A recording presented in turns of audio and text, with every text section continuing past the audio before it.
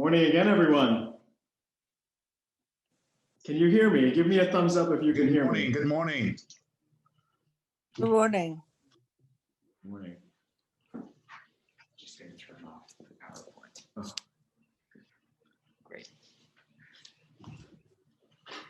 It's good to be with you all, even virtually, in this strange time. And I hope that our time together will be fruitful for everyone. Friends, in June of last year, just a few weeks after the murder of George Floyd, Patrick Hutchinson, a Black activist and author, joined a Black Lives Matter demonstration just a few miles from his home.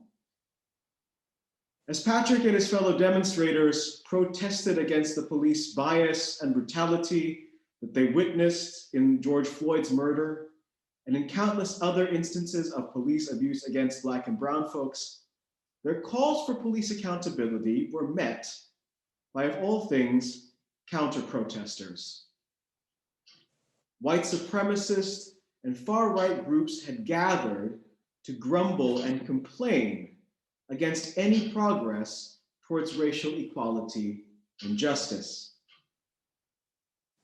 So what had been a peaceful protest against police brutality descended into a brawl when these white and far-right agitators began to assault and provoke the peaceful protesters. Now, Patrick Hutchinson had managed to keep himself out of the violence. But then he saw one of these white supremacist agitators laying helpless on the ground, with people surrounding him and beating the life out of him. So in a moment of incredible bravery, Patrick dove into the crowd. And though he faced blows from both Black and brown demonstrators and white supremacists and riot police to boot, Patrick lifted this man over his shoulder and carried him to safety. Patrick Hutchinson, a Black man, a Black activist, a Black life, saved the life of this white supremacist who just moments before had been screaming that Patrick's Black life did not matter. Dylan Martinez, a staff reporter for Reuters News Service, was on the scene and snapped a picture of the moment Patrick emerged from the crowd with this white man slung over his shoulder. The photo and the story went viral, and Patrick's heroism was billed by British journalist Piers Morgan as, quote, a beautiful moment of humanity. Friends, while I think Piers Morgan is certainly right that Patrick's act of rescue was something beautiful, the Bible tells us that what Patrick did is something so much more than human. The act of loving your enemies not only from afar, not only in a respectful and abstract way, but diving in and working to proactively protect and meet their concrete needs, in Patrick's case, to rescue someone from extreme harm and death, even as this man wished harm and death on him. The Bible tells us that this is not simply a beautiful moment of humanity. It is nothing short of a divinely ordained miracle. And church, it is this miracle, the miracle of meeting the needs of those who grumble against you, who complain against you, that we see in our passage today. Now, though this story is often known as the miracle of the manna and quails, the most incredible demonstration of divine power in the passage is not God's provision of food in the wilderness, where there seemed to be no food. The most profound expression of God's power in this passage is found in the fact that God gives these gifts to Israel amidst their complaining. God showed love and more than that, active care, and met the needs of people who stood against God and God's chosen representatives in Moses and Aaron. Now, maybe you're thinking, okay, but loving people doesn't seem to be all that miraculous. I can love people, but making a cheeseburger or some wings or some Italian beef appear out of nothing, well, that's a power that I would like to have, especially when I'm watching the Super Bowl later. Kansas City by 2 touchdowns, by the way. I'm calling it now. Church, loving people, even those that complain against you, doesn't seem at first glance to be all that miraculous. But if we look at the nature of God throughout God's dealing with Israel in the desert, we'll see that making food appear where there seemed to be no food is something that might seem incredible to us, but as effortless as a thought or a snap of the fingers to God, and a pretty minor miracle to Israel considering what they had already seen. This is the God that parted the Red Sea, who turned the rivers to blood, blocked out the sun, and who leads the Israelites through the wilderness as a pillar of raging fire, visible on even the darkest of desert nights. It's a couple of quails and a little bit of bread to that God, to the God of Israel, to the God of Abraham, Isaac, and Jacob, who led the people out of bondage and whose name lasts from generation to generation. Manna and quail? It's like Bill Gates ordering up that $2.99 leg and thigh dinner at Harold's from Monday to Wednesday special. It's no big deal. Hardly any effort. No trouble at all. But loving Israel and meeting their needs amidst their complaining, now that is something for God. Quite something, in fact. Friends, when God heard Israel grumble against Moses at Mount Sinai, God wanted to destroy the whole nation and start over from just Moses. When the followers of Korah grumbled against God for choosing Moses as Israel's leader, God had the earth open up and swallow all 250 of them. God, the Bible tells us, self-declares as a jealous God, jealous about the worship of the people and insistent that they honor God and God's commands. So in verse 12 of our passage, when God says to Moses, "I have heard the grumblings of the Israelites," it wouldn't be unreasonable to expect some sort of rebuke or punishment to follow. But instead, God says, "I have heard the grumblings, the complainings of the Israelites. Tell them at twilight you will eat meat, and in the morning you will be filled with bread." At twilight you will eat meat, and in the morning you will be filled with bread. Now, it might seem like I'm overstating the significance of this moment by calling it a miracle. It may seem that God is simply petty sometimes, but that God gets over it. But when we look closely at what the Bible calls complaining, we can see that it's not a small complaint that Israel is bringing, nor is it an insignificant insult to God. When the Israelites grumble about their lack of food, they're not just whining that they're hungry like some toddler who needs a cookie. No, in the beginning of this chapter, they say, "If only we had died by the Lord's hand in Egypt. In Egypt, we sat around pots of meat and ate all the food we wanted, but you have brought us out into this desert to starve this entire assembly to death." Church, they are calling God worse than a murderer. They are calling God a Silence of the Lambs, Jeffrey Dahmer, serial killer. The most depraved kind of being, someone who takes pleasure in torturing them and killing them slowly with a creeping and cruel kind of death, so terrible that God is not even merciful enough to kill them in Egypt before they came to the wilderness to suffer. So terrible do they think God is that the Israelites wax eloquent about the Egyptians, their human oppressors who had enslaved and abused not only them, but generations of their ancestors. The Israelites weren't just calling God stingy.